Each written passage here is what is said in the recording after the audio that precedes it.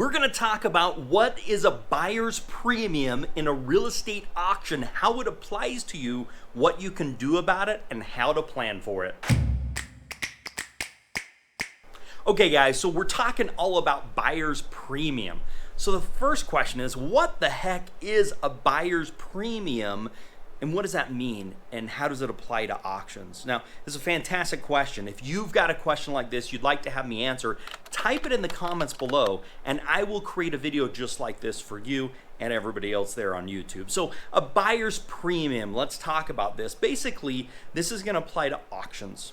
Now, it's not going to apply to public auctions.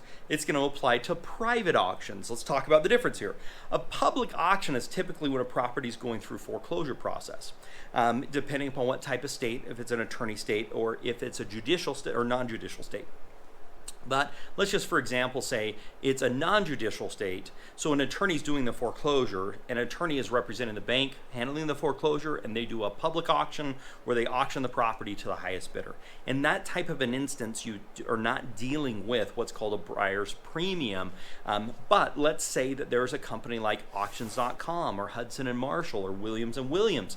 These types of companies are hired by banks to dispose of assets. Sometimes private sellers will have them dispose of properties as well, but most of the time it's a portfolio of properties where they say, here's 100 properties, we want to get rid and liquidate them and turn it into cash as fast as possible. So they use an idea of an auction type thing. These are called private auctions.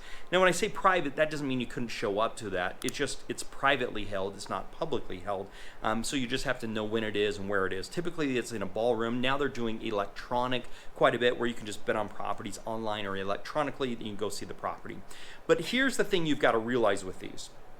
With these private auctions, there's typically called a buyer's premium. And the buyer's premium is an amount of money that you are agreeing to pay above the price that you are offering. So if it's an auction, you say, I'll give 100,000. So he says 110, 120, 150, 130, whatever. Let's say it ends at $150,000. And that's the final price. Boom, sold, $150,000. In addition to that $150,000, you are paying a buyer's premium on top of that. And typically a buyer's premium is a percentage. So if the buyer's premium was 1% and you were the winning bidder at $150,000, you would actually be paying $151,500 because you pay 1%. Now typically these buyer premiums are more, they're typically around 3%, sometimes 5%, and it's a percentage. But the thing that catches people off guard is you are paying that as the buyer on top of the price that you're actually bidding. So you've got to keep that in consideration when you're making bids on these types of properties, is what are the buyer's premiums and how much is that? So when you're making your bid, you're subtracting that off to make sure you're not getting over your head into a price that you don't want to have. And a lot of people have been caught off guard with this. Now, as far as auctions, with the private auctions, you typically are able to get insurance on the property, title insurance on the property. Where when you're dealing with a public auction and it's a foreclosure auction, you don't know what position you're buying. You could be buying a second or third position loan rather than the first position loan unless you've done your title research on that. But you typically have to have cash within 24 hours, where with a private auction you can have cash a couple of weeks later, and you can typically get a loan and get a hard money loan for that. So that can work out really well as we're looking at this. But this whole concept with buyer premium is additional money. Now, who does this buyer premium actually go to? Well, it goes to the auction house. It goes to the place that's doing it, the auction.com, the Hudson and Marshall, the Williams.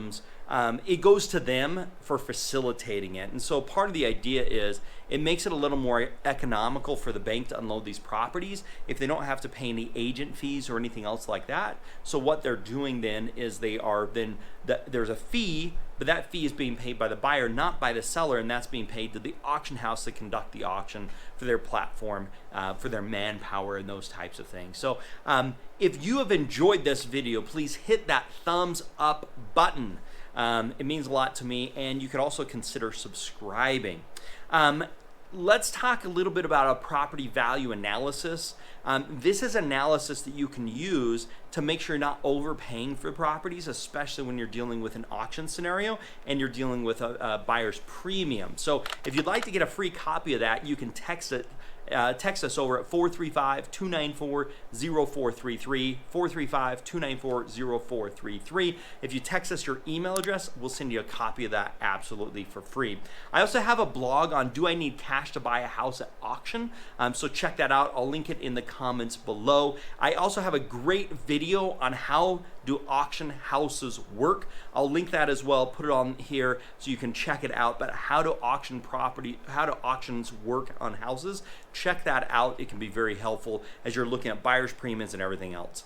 Otherwise, make it a very profitable day and bye for now.